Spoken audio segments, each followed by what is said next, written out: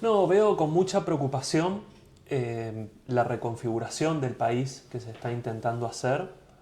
Claramente es una impronta que viene desde Buenos Aires y en particular por las relaciones que el gobierno nacional tiene con actores de poder internacionales muy fuertes. Digamos, es un gobierno que está muy asentado sobre el capital financiero, el modelo que quieren imponer determinados actores, por supuesto actores muy conocidos como el Fondo Monetario Internacional o la Embajada Norteamericana, y que condicionan muy fuerte, digamos, el proyecto y el tipo de país en el cual imaginan que tiene que estar inserto Mendoza y el rol que le toca.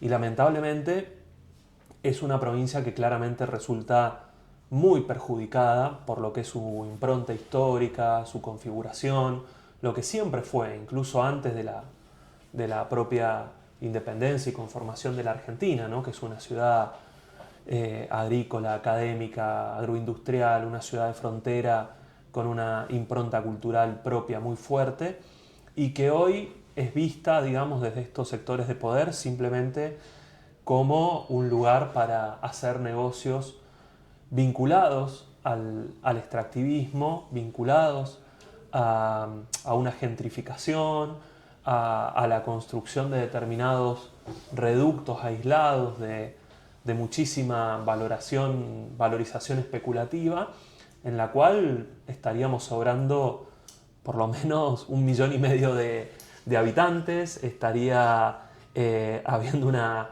matriz de producción cultural, de arraigo de muchísimas familias, de una gran configuración en el interior provincial que para este proyecto de país no va y por lo tanto se lo va llevando cada vez hacia la quiebra, hacia la sequía, porque estamos hablando de una sequía que también es artificial, no solamente la vinculada por el cambio climático, sino por la priorización de determinados usos del agua vinculados a determinados negocios que implican que a regiones enteras cada vez llega menos y de peor calidad, ¿no?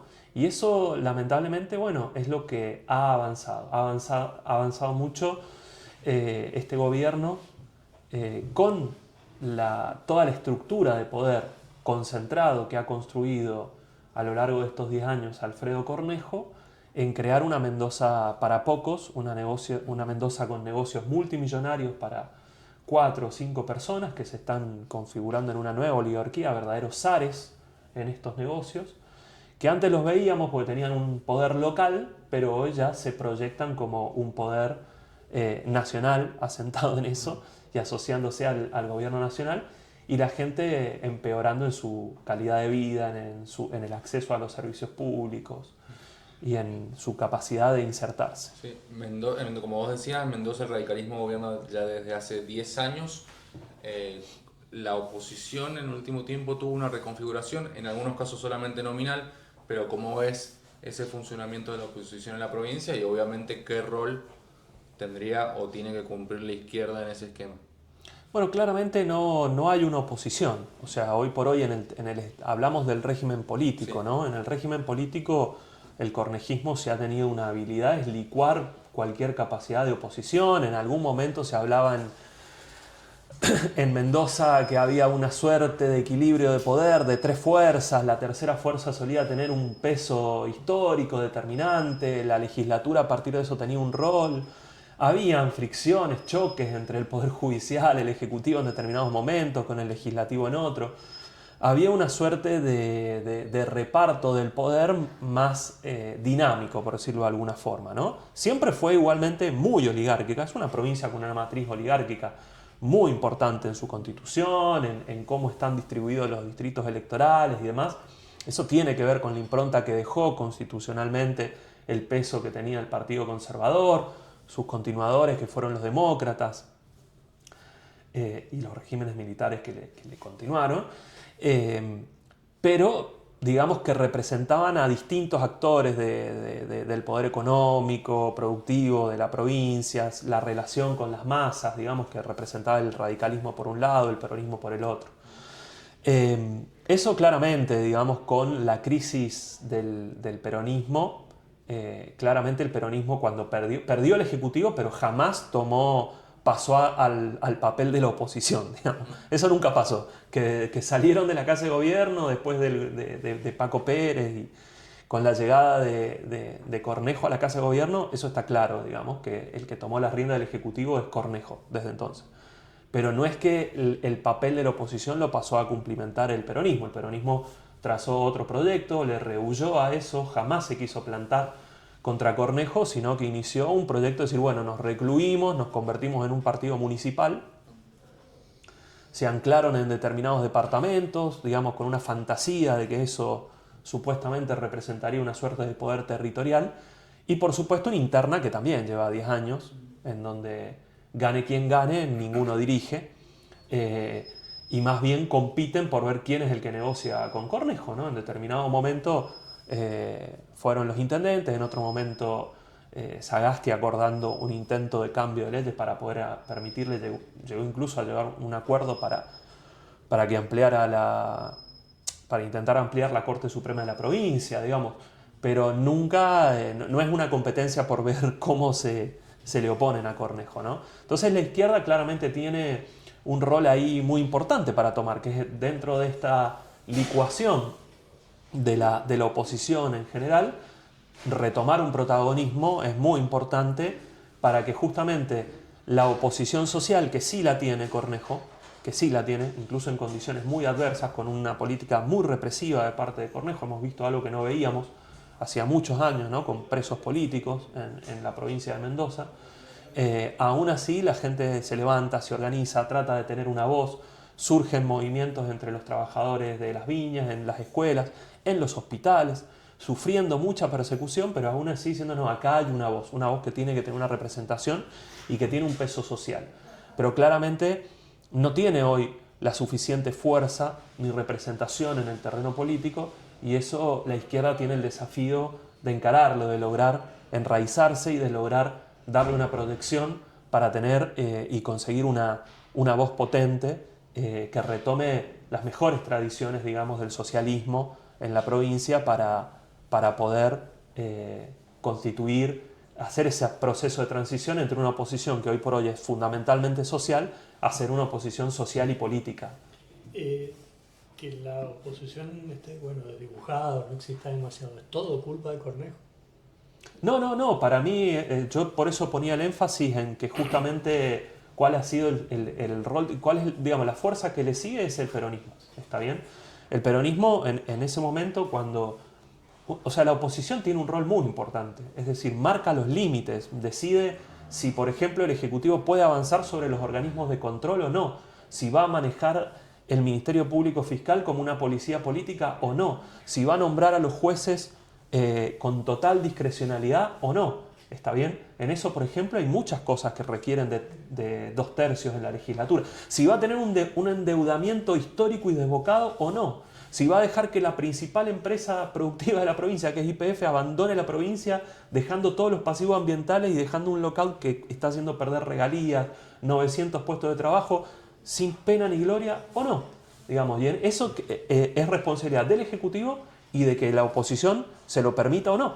Y en ese terreno hemos visto que el peronismo claramente ha tenido no un fracaso como oposición, sino directamente ni siquiera el intento, no es una voz crítica, digamos. Ha prestado un consenso por acción y omisión ensordecedora, digamos. No hay un discurso, no hay un relato, prefieren que la gente ni siquiera se entere que Cornejo hace esas cosas. Entonces tiene una responsabilidad enorme, ¿está bien? Y en el medio han habido ensayos, digamos, por supuesto no tienen el mismo tipo de responsabilidad, pero sí es verdad que en los contextos electorales sí tienen una voz muy fuerte y en los debates actúan como fuertes opositores, que es el caso de estas terceras fuerzas creadas. No se sabe muy bien por quién, a veces son operadores del peronismo, como Guzmán, a veces se dice que es el propio Cornejo, pero no se sabe. Son acusaciones cruzadas. El problema no es quién está detrás, el problema es que los que están delante son personas muy apropiadas para el stand-up, saben ponerse un poncho, saben hacer gestos con las manos, saben improvisar en un atril para parecer fervorosos opositores, pero en cualquiera de estas cosas jamás los vas a escuchar, no solo, digamos, tratando de hacer lo que hay que hacer, que es buscar movilizarse, luchar contra esto, sino ni siquiera levantar la voz en la legislatura para decir, señores, ustedes no pueden seguir endeudando en dólares a la provincia, hipotecando el futuro de la provincia indiscriminadamente como vienen haciendo hace 10 años. Ustedes no pueden seguir recortando los presupuestos de educación y de salud para que cada vez paguen más los servicios de deuda como vienen haciendo en estos años.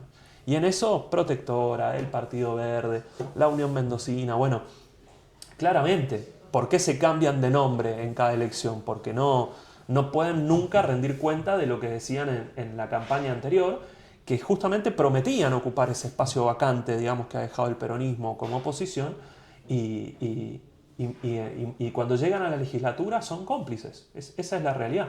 Son cómplices, son levantamanos, le aprueban, no le cuesta nada a Cornejo aprobar, jamás ha tenido que negociar un presupuesto, sale con fritas, digamos, y ahí claramente se muestra esa vacancia. Tiene sus mayorías, también él la ejerce. Bueno, es que se le facilita el camino, digamos, pero, a ver, yo lo viví, a mí no me lo contaron, digamos, yo sé cómo consigue esas mayorías. Las mayorías a veces no son en las electorales. De hecho, él no ha ganado las elecciones con el 54%, Cornejo, no estamos hablando de eso. Es más, se han desagregado muchos de los partidos que conformaban su coalición. Si vos ves su coalición, prácticamente creo que ahora se le fueron los últimos aliados que tenía. Yo no sé si le quedan aliados en Cambia Mendoza, digo, porque la alianza se llama La Libertad Avanza con Cambia Mendoza, ¿no? No sé quién está en Cambia Mendoza aparte de la Unión Cívica Radical ahora, digamos. Yo vi cómo se fueron yendo de a uno y demás. Sin embargo, eso se ve a nivel de partido, pero a nivel de legisladores, la cantidad de gente que entra por partidos de oposición, entre comillas, y que pasan al oficialismo es increíble, ¿no? Y después, que ha sido público, ¿no? El caso de Bonarrico, que lo digo porque se sentaba al lado mío en la banca que estaba atrás, y que entró con un discurso totalmente opositor, combativo, ¿no? De Ramón, y llegó y al otro día por negocios que después se terminaron publicando en el boletín oficial y que terminó denunciado el propio gobernador Suárez, vinculados a pautas para sus medios privados o de su iglesia, etc., pasó a ser un oficialista más. Entonces, si esa es la forma que tiene de construir mayorías en la legislatura, habla justamente de una progresiva descomposición del régimen político. ¿Y lo mejor y lo peor de estos 10 años de Cornejo para vos? No, yo creo que lo peor, digamos, es la situación de la gente. O sea, hoy es muy frío decir se ha perdido un 20% de los sueldos, ¿no? Porque es una estadística que no te dice nada, el número, ¿qué significa un 20%? En realidad, ¿qué significa? Que ahora la gente tiene que tener, en concreto, en su vida cotidiana, 2, 3 trabajos. Vos tenés 2, 3 trabajos y además tenés que vender cosas de revista, por catálogo. Vos lo ves en los estados de WhatsApp de tus compañeros de trabajo y demás, que nadie, cuando digo, porque ahora el presidente se burla de no llegar a fin de mes, lo que hablamos es de una degradación de la vida. Hay una degradación de la vida que implica que hoy con un trabajo no alcanza para vivir, entonces tenés que tener 2, 3. Eso implica un impacto directo en la vida familiar, en cómo se rompen las relaciones, en las relaciones de padres e hijos, en relaciones familiares de pareja, en que no hay juventud, no hay gente, los chicos no salen, no hay vida nocturna siquiera, no hay o sea, se ha degradado la vida cultural, se ha degradado la vida social. ¿Qué brota? ¿Quién ocupa ese lugar? La violencia social, la criminalidad, la vida represiva. Es una vida que no tiene nada que ver con lo que era 20 años atrás, y tampoco es que 20 años atrás veníamos saliendo de un infierno, ¿se entiende? Pero apenas se retomaba un respiro, uno lograba salir a flote. Miren cómo estamos hoy nuevamente viviendo esa degradación de la vida tan fuerte y tan notoria. Y en ese sentido, plantear hoy qué puede ser lo mejor de Cornejo y demás, yo creo que es un momento de interpelación. Yo no creo que hoy por hoy... No le rescatás nada.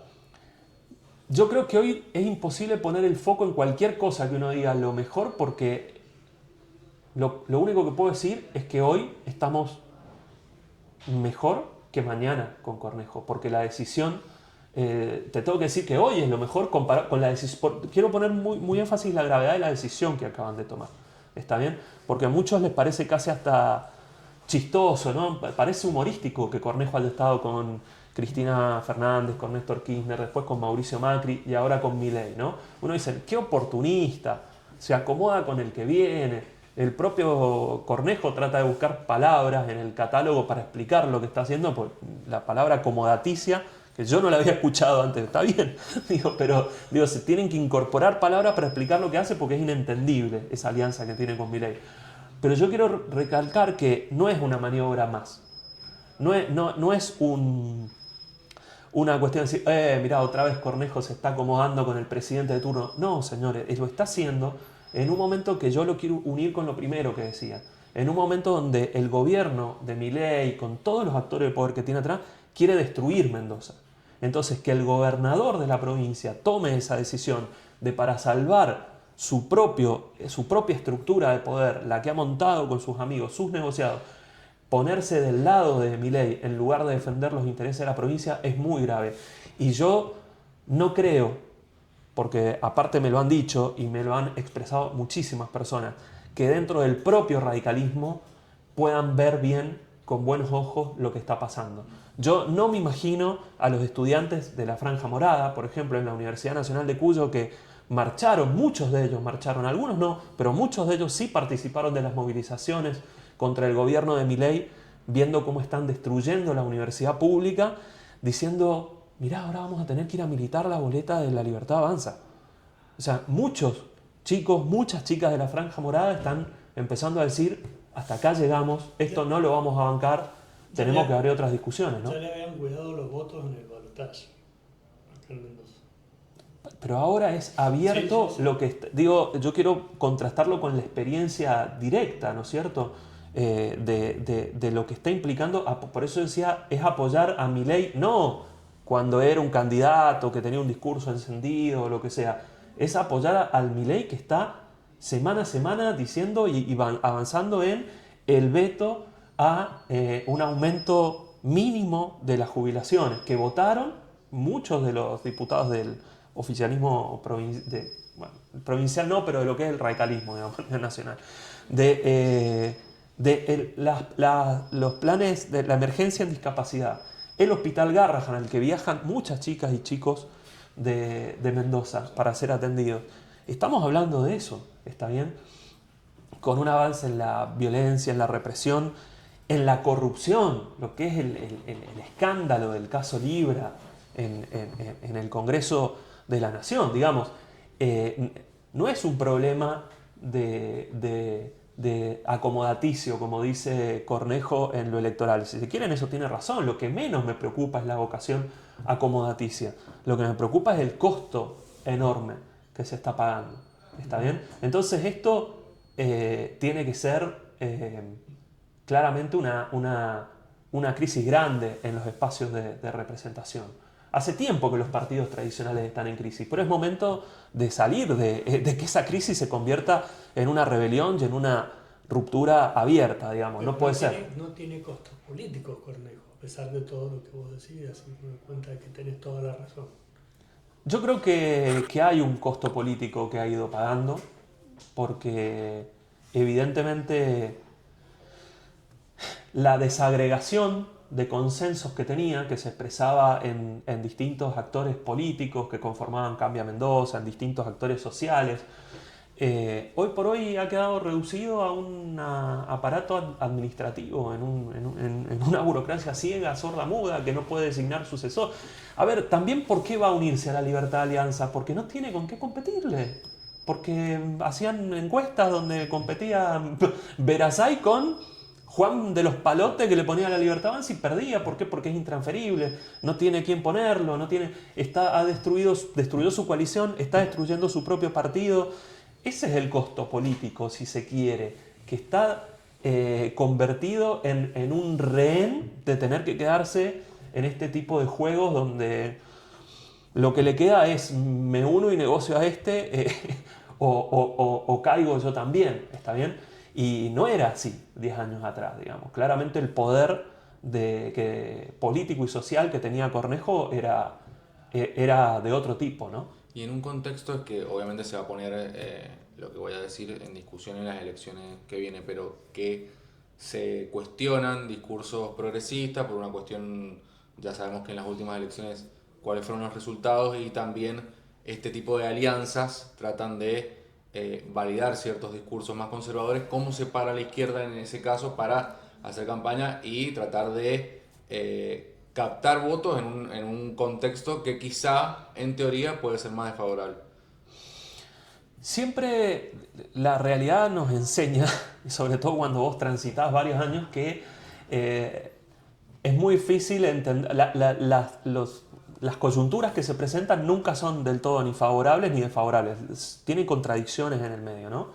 A nosotros nos tocó batallar, emerger o dar nuestros primeros pasos en la política provincial en un contexto donde era muy difícil explicar las ideas de la izquierda porque justamente lo que planteaban es que eso ya había pasado, que era del siglo pasado, ¿no? Que ahora ser de izquierda o de derecha, decían, no tenía ningún sentido, todo tenía que girar hacia el centro y hacia la gestión. Yo todavía me acuerdo al día de hoy en un debate que tuvo Rodolfo Suárez con Nicolás del Caño en una elección que los dos fueron protagonistas, uno por ganar, por supuesto, y el otro porque bueno, fue la mejor elección que hizo la izquierda, le ganó al peronismo, quedamos segundos en esa elección, y Rodolfo Suárez le decía a del Caño, ¿qué le importa a la gente que seas de izquierda o de derecha? Yo le quiero solucionar los problemas a la gente, la derecha está mal. Bueno, ese era el discurso hegemónico y uno iba contra la corriente en ese momento, decir, no, ser de izquierda tiene un valor porque implica rescatar el cooperativismo, la solidaridad, el valor de la comunidad, de que nadie se salva solo. Hay una serie de valores, de programa, de estrategia política que va vinculado a eso. ¿Está bien?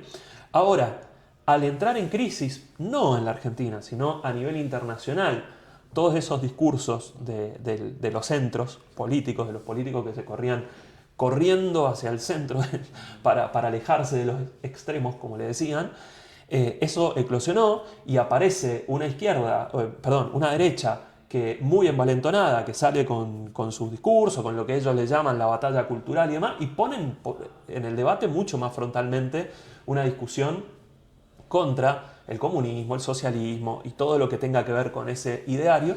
Y para la izquierda claramente es un desafío, ¿está bien? Y en un momento lo primero que se leía es, che, mirá, se abre simplemente un problema de persecución a la izquierda, mirá qué marginal ahora, ojo que ser comunista va a pasar a ser una mala palabra porque el presidente usa comunista como insulto. Claro, pero el presidente camina, come, duerme y es un corrupto, un ajustador, un represor. Entonces que te empiece a insultar y a atacar ese tipo de gobierno se empieza a convertir en un valor, y no es que pasa solo con Milei en la Argentina, pasa a nivel internacional. Entonces, ¿qué vemos que empieza a surgir? ¿El corrimiento a la derecha y que la gente ahora toda se hizo derecha? No, ya se empieza a discutir en el mundo que hay una nueva tendencia a la polarización y empiezan a surgir figuras de izquierda muy disruptivas en donde menos te lo puedas imaginar. ¿Está bien? O sea, en Latinoamérica claramente empiezan a haber exponentes de eso, muy fuertes, pero en lugares que antes no se veía, como Nueva York, aparecen, digamos, alcaldes que tienen eso y que tienen una polarización con Trump que lo acusa justamente de las mismas cosas que nos acusa Milei a nosotros aquí. Eso se ve también en Europa, ahora en Inglaterra está surgiendo un nuevo partido a la izquierda del laborismo,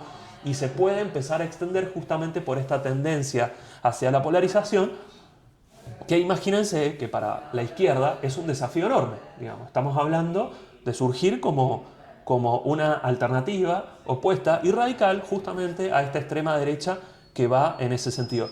Más aún nos lleva cuando acá el gobierno que representaba, se suponía que representaba el centro, que es el radical. Bueno, el centro era la centroizquierda, yo no sé si se acuerdan de eso, pero digo porque ahora la UCR Mendoza va a ser parte de MAGA, ¿no? Y en cualquier momento va a estar Cornejo con Steve Bannon y lo que sea, ¿no? Desesperado por un voto va a hacer eso.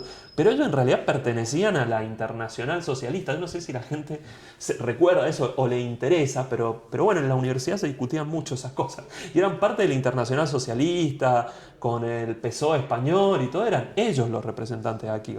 Ellos han hecho ese tránsito desde la centroizquierda hacia la extrema derecha, que bueno, está bien, si se van a juntar todos en ese extremo, claramente está dejando sin representación política a una gran parte de la clase trabajadora, a una gran parte de los profesionales de la salud, de la educación, de las ciencias, el ámbito científico, donde antes ellos tenían sus exponentes, sus referentes, sus intelectuales. ¿Se harán fascistas? ¿Ahora qué irán? No sé qué van a plantear. Nosotros queremos discutir ofensivamente. Y lo mismo con el peronismo. Porque ni siquiera con esto, o sea, Cornejo se corre a la extrema derecha y ni siquiera ahí el peronismo es que se pone de pie y dice, bueno, para hasta acá te vamos a poner un límite. No, siguen cambiando cosito por cosito, por darme una ruta, darme un gasoducto, ponerme el peaje acá o ponerme el peaje allá. Siguen en lo chiquito, siguen en el internismo y en no querer justamente ver estos pliegues, estas crisis históricas que se empiezan a conformar y donde lo que hagamos hoy, hay que tener mucho cuidado porque lo que hagamos hoy puede ser muy importante para la suerte de lo que va a ser el futuro político de los próximos 10 o 15 años.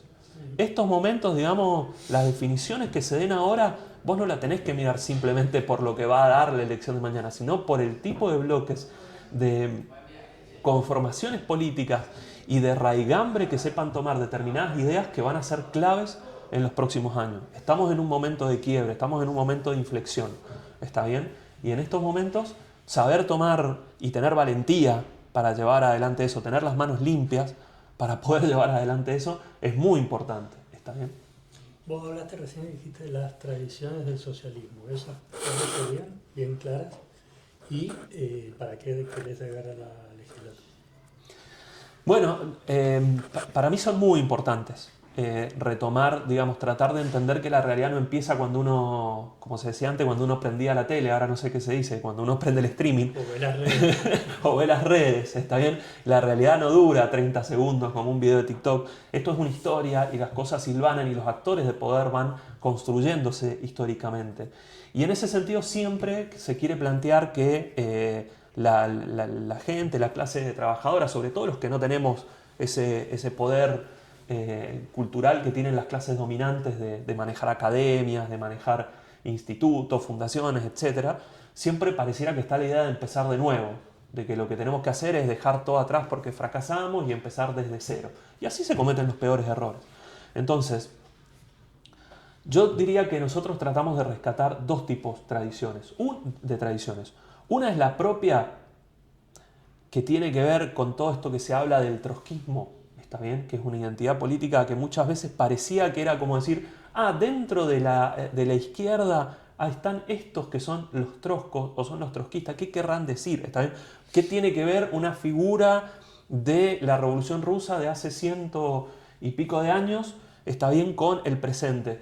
Esa tradición empieza a retomar una fuerza hoy muy importante, porque así como hablamos de la degradación histórica que ha tenido el peronismo y el radicalismo, la izquierda no está exenta de eso. Lo vemos a nivel internacional, ¿está bien?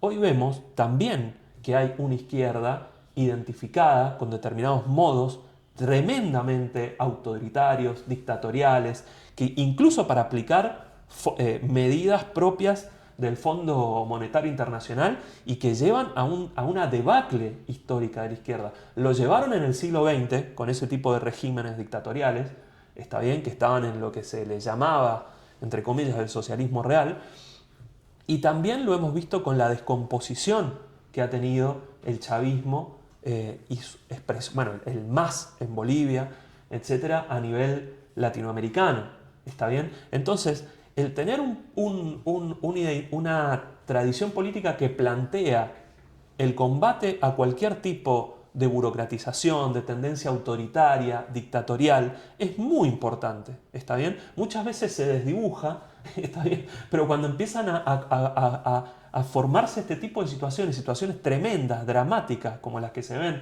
en Venezuela, en Bolivia, que justamente facilitan el avance de la derecha, te da una raigambre muy importante, ¿está bien? No es una discusión de unos teóricos dogmáticos que discuten la metafísica de las identidades de izquierda, no, tiene que ver con decir esto no, hasta acá llegamos. Y por el otro lado está tratar de rescatar otras tradiciones que son para nosotros jalones, aportes muy importantes, ¿está bien? En Mendoza el Partido Socialista tuvo exponentes impresionantes y de los cuales aprendimos. Yo me acuerdo cuando con Noelia Barbeito entramos en la legislatura provincial, éramos muy chicos, muy jóvenes, y para poder saber qué decir, lo primero que hicimos fue ir a buscar a ver qué decía Ramón Morey, qué decían los que estuvieron después, el Partido Comunista, con el que hemos tenido diferencias históricas de muchísimo tiempo, tenía exponentes con cosas muy valiosas, como bueno, el propio Ángel Bustelo, o cosas de Benito Marianetti, para poder fundamentar también con muchas diferencias, pero nosotros veíamos sus discursos en la legislatura, ellos fueron representantes. Yo sé si lo saben, pero por ejemplo, en Mendoza tuvieron fue de los primeros lugares de América Latina que tuvieron diputados, legisladores, ¿está bien? Después vinieron, bueno, otra suerte, intendentes, Renato de la Santa en Godoy Cruz. Bueno, y tratar de entender por qué eso históricamente luego no cuajó, cuáles fueron sus desviaciones, en el caso del socialismo, la integración, digamos, a un modelo más socialdemócrata que terminó lamentablemente más como administración del capitalismo local que de una transformación real, y en el caso del comunismo, de los partidos comunistas oficial, la política de frentes populares que lo convirtió en rehén de cualquier cosa, ¿no? Primero la famosa Unión Democrática y después con Perón o con lo que venga, ¿no? Y que coartaron esas experiencias históricas. Pero para nosotros conectar, rescatar esas tradiciones y de las distintas culturas de izquierda que hubieron después, es muy importante para que si nosotros queremos hacer una experiencia superadora, partamos de rescatar cosas muy positivas. Yo lo recuerdo, cada vez que obviamente iba a una marcha y veía que avanzaba la policía con represión, y yo decía, no, mi tendencia era, mira, me voy a poner adelante porque sé que siendo legislador, quizá me peguen, quizá me detengan, pero se van a ensañar menos con la gente que si no hay ninguno ahí. Y nos pasaba, fueron momentos muy difíciles y demás. Pero eso también nos daba fuerza a saber que eso hacían los socialistas también a principios del siglo. Y si lo hacían ellos, ¿por qué no lo hacemos, no vamos a retomar y honrar esas tradiciones nosotros, ¿no? Bien, ¿y para qué querés llegar a la legislatura? Nosotros queremos volver a la legislatura con una impronta muy fuerte, que es tratar de decir, tienen que haber votos adentro que sean coherentes con lo que dicen en la campaña, defender estos valores, defender los derechos de los trabajadores, de la educación y la salud pública, y algo que en otro momento pareciera no ser tan importante, pero que ha sido central, que sean votos que no se venden. Vos no vas a ver legisladores de la izquierda comprados por Cornejo al otro día. Y lamentablemente, de los otros partidos, sí pasa. Pasa con todos. Le han comprado votos para todo. Digo, tenemos el caso del Partido Verde que tiene una impronta, un discurso ecologista, supuestamente están, y son los que le dieron el voto y le facilitaron la aprobación del Código Minero a Cornejo. ¿Está bien? Hablo de lo más reciente. Después está todo lo de Ramón, que es conocido, ya hablamos de Bonarrico, hablamos del peronismo que ahora, digamos, fíjense cómo hablan en contra, lo acusan ellos a Cornejo de endeudar la provincia, y ahora le votaron prácticamente todos a favor un nuevo endeudamiento millonario en el medio que está ajustando, que despide trabajadores del Hospital Central, que dice que no tiene plata para aumentarle a los médicos que se van de la provincia y sigue adquiriendo deuda millonaria. ¿Está bien? Entonces, y se aumenta, bueno, nadie lo dice. ¿Por qué nadie de los que está en la legislatura se queja de que Cornejo le dé el 4% de aumento a los maestros? Porque se atan el sueldo a Cornejo y ellos cobran más. Y pasaron de cobrar 4 millones a 6 millones de pesos. Y de esa forma están callados. Entonces, el voto a la izquierda es el voto que no se vende. La única banca que no se calla, que no va a hacer silencio. Que vos podés acordar en algunas cosas, en otras más o menos, pero que sabés que va a estar ahí, que te va a bancar, que te va a defender. ¿Está bien? Y eso es muy importante fortalecerlo. Se suman compañeras muy valiosas siendo muy jóvenes, pero a su vez trayendo experiencia, como es el caso de Micaela Blanco Minoli, que va a encabezar nuestra lista al Congreso Nacional, que es una chica muy joven, de apenas 30 años, pero que en su paso por el Consejo Deliberante de Lavalle, un departamento muy valioso, muy importante para nosotros por la humildad de su gente, por las condiciones de pobreza con las que se han tenido que batallar, porque allí están las comunidades huarpes. Y ella, sabiendo trabajar con esa gente, logró ni más ni menos que la declaración de área ambiental protegida a la laguna de Soria, que es el último humedal vivo que queda en el norte de la provincia de Mendoza, ¿no? Se logró ni más ni menos que eso. En el departamento donde tan difícil, tanto costó la lucha por los derechos de las mujeres, ni más ni menos una lucha emblemática que conmovió a toda la provincia, que es la lucha por la aparición y después posteriormente por justicia por Joana Chacón. ella logró, trabajando con las empleadas municipales, sumando voluntades, que se apruebe la ordenanza por violencia de género. Y nosotros esa experiencia es lo contrario a lo que hace la casta política, ¿no? O sea, ponerse... Y terminó su mandato, ¿y qué hizo? Se acomodó, dijo, ah, bueno, como yo logré estas cosas, me voy a ir y le voy a pedir un trabajito al intendente, me voy a acomodar con lo que tal. No, volvió a trabajar, buscó su trabajo como su profesional, se recibió, por supuesto, y consiguió trabajo como comunicadora, fue a trabajar al ámbito privado, empezó a ejercer como docente, se fue a buscar la vida como una trabajadora más. ¿Está bien? Y bueno, esos valores en la izquierda para nosotros son muy importantes y son los que para nosotros también pueden ayudar a soldar esa unidad entre esa oposición social y eso nuevo que tiene que surgir, que es una clara oposición política que diga basta a el cornejismo y no al avance tremendo que quiere y que implica lo que quiere hacer Milei con la provincia de Mendoza, que es convertirla ni más ni menos que en una zona de sacrificio.